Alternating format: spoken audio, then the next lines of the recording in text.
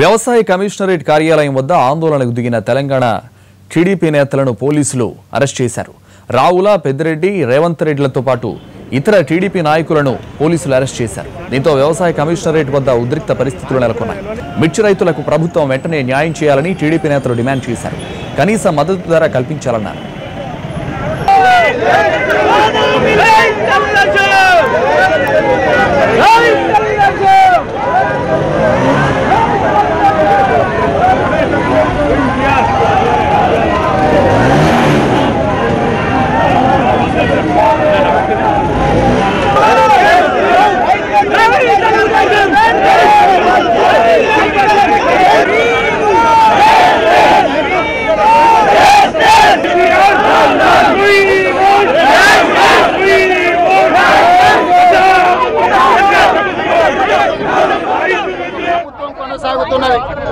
ముఖ్యమంత్రి ఆయన కుటుంబ సభ్యులు పండుగల పేరు మీద, పబ్బాల పేరు మీద, పార్టీ సభల పేరు మీద ప్రజల్ని మభ్యపెట్టే ప్రయత్నం చేస్తున్నారు తప్ప ఈరోజు తెలంగాణలో చనిపోతున్న రైతులను కానీ, ఎండిపోతున్న పంటలను కానీ, కాలిపోతున్న మిర్చి రైతులను కానీ ఆదుకునే ప్రయత్నం చేయడం లేదు. ఈ సంవత్సరం 3 నుంచి 4,000 రూపాయలకు కూడా ఒక క్వింటాల్ అమ్ముడు పోవట్లేదు.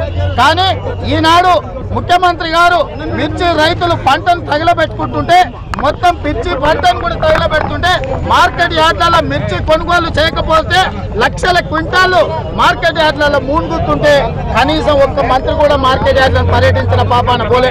ఇవాళ పక్క రాష్ట్రం ఆంధ్రప్రదేశ్ 8,000 రూపాయలు గిట్టుబాటు ధరని ఇస్తుంది మిర్చి రైతుల క్వింటాల్కు.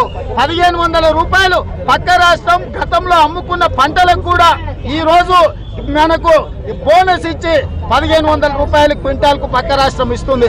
నీకు నిజంగానే చిత్తశుద్ధి ఉంటే ఆంధ్రప్రదేశ్ ప్రభుత్వం ఇవాళ మిర్చి రైతులకు 8,000 రూపాయలు గిట్టుబాటు ధర ఇస్తుంది క్వింటాల్కు. నువ్వు ఎకరాకు 4,000 రూపాయలు ఇస్తున్నా అని చెప్తున్నావు ఎరువులకు. వచ్చే సంవత్సరం ఇవాళ ఒక క్వింటాలు 3.5. నువ్వు ఇచ్చే ఎరువుల ధరల కంటే అత్యధికంగా రైతు లాభం పొందుతాడు. రైతులను బిచ్చగాళ్ళుగా తయారు చేసింది ప్రభుత్వం. రైతులను ఆత్మహత్యలు చేసుకునే విధంగా ఈరోజు కక్ష సాధింపు ధోరణితో ఈ రాష్ట్రం ఉన్నది. ఇవాళ నేను అడుగుతున్న ముఖ్యమంత్రి గారిని, నువ్వేమో పైరవి భవన్లో వండుకుంటావు, నీ అల్లుడేమో వ్యవసాయ సాగునీటి పారుదల శాఖ కాంట్రాక్టర్లను పిలిపించి మాట్లాడుకుంటున్నా. మీకు ప్రేమ లేదు, కేవలం రాజకీయమే కావాలి మీకు. ఓట్లు, సీట్లు తప్ప చనిపోతున్న రైతుల పరిస్థితులు లేవు. వ్యవసాయ శాఖ మంత్రి పోచారం శ్రీనివాస్ రెడ్డి ఉండడమే మన గ్రాచారం అయితే ఆయన ఈరోజు ధోతి కట్టుకొని రైతులకు గోతులు దవ్వుతున్నాడు. ఆయన ఆకారం మాత్రమే రైతు వేషం వేసుకున్నాడు తప్ప వ్యవహారం మాత్రం రైతులకు అనుకూలం.